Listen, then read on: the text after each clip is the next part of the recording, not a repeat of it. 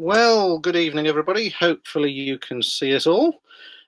We join you live through the wonders of the internet, we hope. Any of my friends out on Facebook will know I have been having ridiculous trouble with my broadband today. It has been cutting left, right and centre. It's been a nightmare. I've been on hold with Vodafone for 3 hours before they dropped my call. It's been a lovely, fun day's entertainment. So, anyway, hopefully it will all work out for us.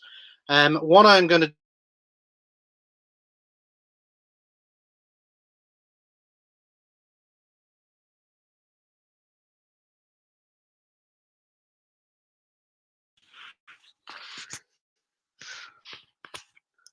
Hello, I don't know if that's working.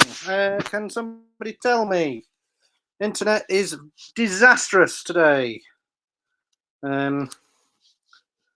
So, I don't know if I'm on or not. I'm hoping somebody will drop me a message. I'm going to see what's happening out there. Somebody talk to me. Okay, well, what I'm going to try and do is see whether I can get Mr. Summerhayes. Finally, see if we can bring him into the show. Mr. Summerhayes, here you come, dear boy. I hope you are now with me.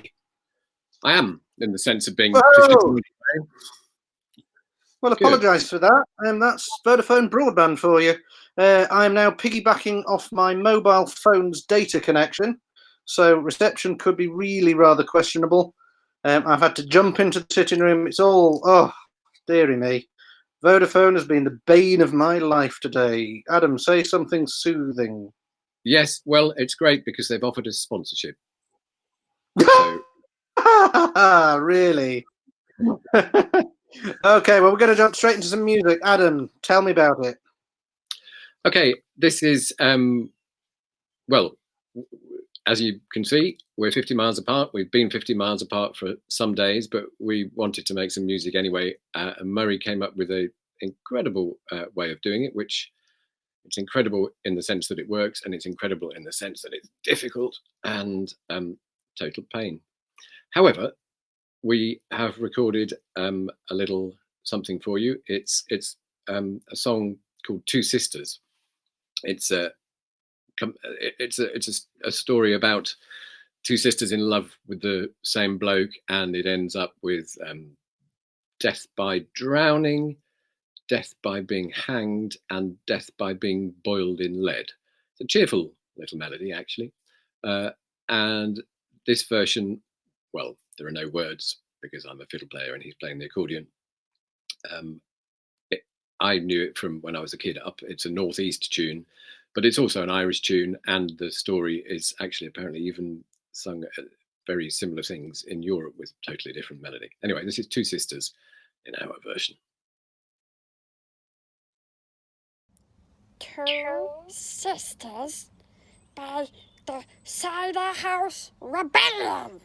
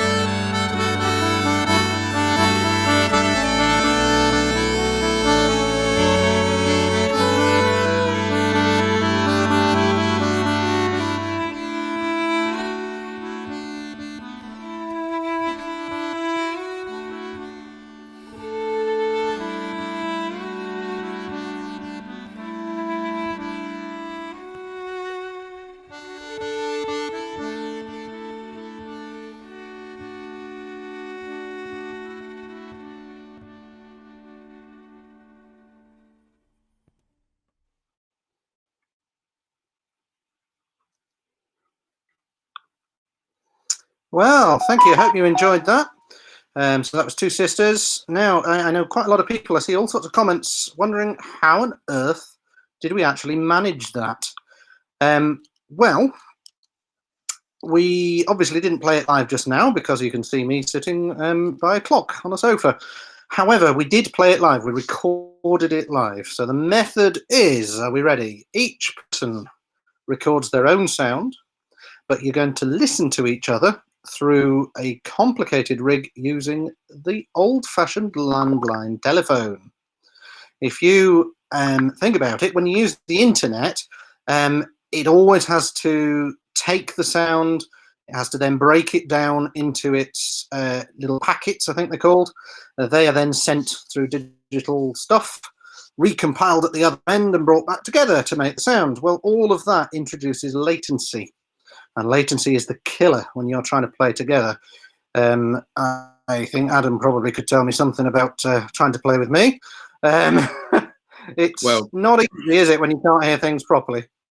It's a lot better playing with you when I can't hear you properly, actually. I prefer playing when I can't see you. That's certainly true. But yeah, we have, each of us has a telephone, but we can't put it to our ears. So my telephone, I actually had to take a cordless phone. It was actually, it's not true. We could put it to our ears. My daughter can hold it to my ear while I'm playing. It's just that Angus is too young. Murray's disappeared. Yes, you could be right on that. A young specimen who can't hold the phone to his ear. So I think Murray's disappeared. I don't seem to have done myself. No, I'm still here. We focus on. Yes. So yeah. Well, I don't know why you've put me here, because you're explaining how it works. Yeah, good. I know. It just might be funny to put you under pressure. I always amuse myself this way. Yes, the way it works. So technical people among you will follow this. Other people, you might need to watch this a few times. So my sound from my recording goes into a desk, as in a sound desk, and the output from that desk goes to a pair of headphones. That pair of headphones, only one side, I pan it all one side, then goes against the mouthpiece of my telephone. That obviously then is connected to Adam's phone. So imagine that, it's now at Adam's phone end, and he puts a microphone against the earpiece of his telephone, then takes that mic to another pair of headphones that he listens to. So he can now hear my instrument through a desk, through a mouthpiece, out an earpiece to his headphones. So we have a connection. Do exactly the same in reverse. His sound, his mouthpiece, my earpiece, microphone to another set of headphones to me. We now have a loop. We can hear each other. Seems brilliant, except for one tiny flaw that we're still working on. You don't really realise this when you use a landline, but actually when you speak into the phone, you hear yourself. And it's not an issue normally because it's a conversation. It's a two-way event. Therefore, it doesn't matter. Apparently, it's actually deliberate. Sorry, Adam. Go ahead. Right. We have a lag. It's this is why we can't do it live over a computer. We interrupt each other and don't know what we're doing. But yeah, it's called side talk, and it's actually partly deliberate, because if you can't hear yourself, can make people very uncomfortable, and people end up shouting. So the problem then, of course, is that I hear what I'm playing in back into my ear, as well as hearing Murray. And if you don't get the levels exactly right, you can end up with more of yourself than you can of Murray. And that's a slightly inexact science, but it can work. Yeah, absolutely. We have certainly found, I think, the old adage of I've got a good line or a bad line is still, in this day and age, true when you're on the landline. When we recorded that, was it yesterday or the day before? I can't actually remember now. No, it gets like that. The first time we called each other, total disaster. Could not hear anything. It's a complete mess. Called back the next time, and really good. The best sound we've ever had. So it's a little bit hit and miss, but we do get there in the end. It's all, as Anne has just put, it's all to do with balance. You do have to play with those levels so carefully, because if you turn one person up too much, it drowns the other out. It's all a mono signal. It's all heavily compressed. yeah, I won't claim that it's the best sound mix I've ever had in my life, but it works. For us It to means listen you to. can still play. But it's just the sound that we're hearing, which is this appalling mix, is not the sound we end up recording, because you just record into a perfectly nice little microphone and straight onto a good desk or a good little recorder. Then we've got two separate, very nice audio files, which we mix together. Just by, you have a click at the beginning. Where's my finger? There's my finger. We both click at the beginning, so we know exactly where to align it, and the resulting audio is what you are hearing. Yeah. Anne, I'm just going to make you feel normal. Nobody said you were freaky, Anne. Don't worry. There you are, Anne. I just thought I'd freak you out there. Lovely to see you. So, Adam, why don't you tell us about what's coming next? What's the next track? This is very risky on Murray's behalf, because this next track is one where he doesn't like what I have to say for the introduction. So I'll try and be careful and not mention anything about dead babies on a small Scottish island. It's a track called. Oh no, I did mention it, didn't I? Damn. It's called the St Kilda Wedding. It's not. There is a reel called the St Kilda Wedding, but this is not it. This is a song that's in the archives of the National Trust of Scotland, just written down and annotated by somebody. Actually, it's one that my mum stumbled across and sent over to me, and it's, of course, who knows how it was meant to be played or sung, whether it was fast or slow or what. But our version is kind of meant to be evocative of the Hebrides. I mean, it's one of my favourite places in the world out there, and we just try to capture a bit of that space and let the tune be in that space. St Kilda, in the 1800s, beginning of the 1800s, had a population of a couple of hundred people. By the time it was evacuated in 1920 something, I think, it was down to 36. And one of the main reasons for that, well, there was emigration, of course, but there was an incredibly high infant mortality for a very gruesome and unpleasant reason, which I'm not going to say on air because Murray will be cross with me. So this is our version of St Kilda. The St Kilda Wedding by the Cider House Rebellion. Not the tune you think it is. If you're ready to start, play a C sharp. Okay.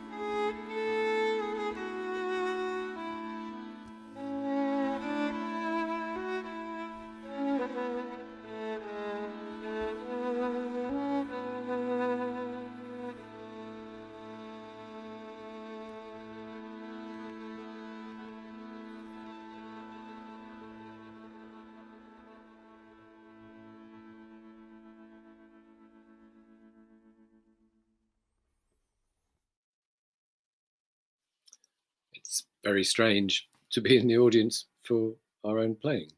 Not an experience you normally get.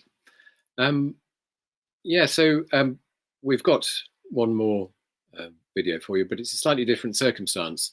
I don't know how many of you remember last Monday, our last day before lockdown. Probably you all do. But Murray has a very young family. Milo is, I don't know, 2.5 weeks old or something. And shopping. Not, he's about 4. Can you believe it? 4 weeks old already. Anyway, he's not big enough. Milo is not big enough to do his own shopping, and is also possibly not helping his father go out shopping. So we've been a bit luckier, and we had got some provisions in. So last Monday, I drove across to Murray's, dropped them on the doorstep, and he came out, grabbed them, ran inside, and then reappeared with some leads, which I picked up off the ground, hand sanitized, cleaned up, and we set up a studio in my car for me, and Murray was in his studio. I have to say that thank you, Mother, for lending me your car for this period. Mine has stopped working inappropriately. But it's a nice, sizable-ish car, but it's not actually ideally big enough to play the fiddle in. But we did anyway. So that, for the foreseeable future. Sorry, I didn't hear that, Murray. Tell me again. Your mum and no idea what you're saying. I hope you don't. Oh, never mind. Never mind. It's probably absolute drivel anyway. Anyway, so I sat in the back of the car, and it's as close as we're going to get to being in the same room for the foreseeable future, I imagine. And we did one of our trademark improvisations. Something we've found we really enjoy is just to turn the microphones on or stand up in front of a bunch of people and start some music and see where it goes. So that's the last video we have for you, which you'll see in a minute. Yeah, absolutely. It's always a pleasure. I have to do the obvious pluggy things. Tonight we were actually supposed to be playing our album release gig in Devon. It was going to be gorgeous and wonderful and all the rest of it, but of course it's not possible. So we're very pleased that we've been able to do this for you instead. However, I must mention the brand new CD. So it's called UNTOLD, and it features 3 tracks of completely improvised repertoire. So the first track is 30-something minutes long. Neither of us really were expecting this to all happen, but that's what happened. We put the mics on and we recorded it, and I have to say it was a most joyous experience for myself. I think Adam probably enjoyed it as well.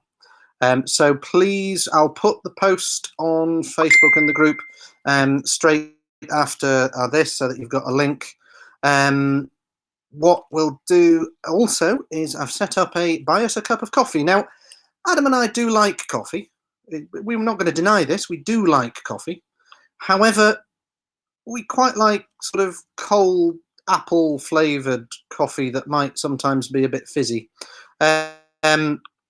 It's the same thing, but unfortunately there isn't a service on the web called Buy Us a Cider.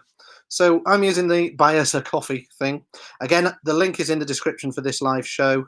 If you feel so kind as to buy either myself, Adam, or both of us a coffee, that's another way that you can just support us a little bit in these slightly challenging and difficult times.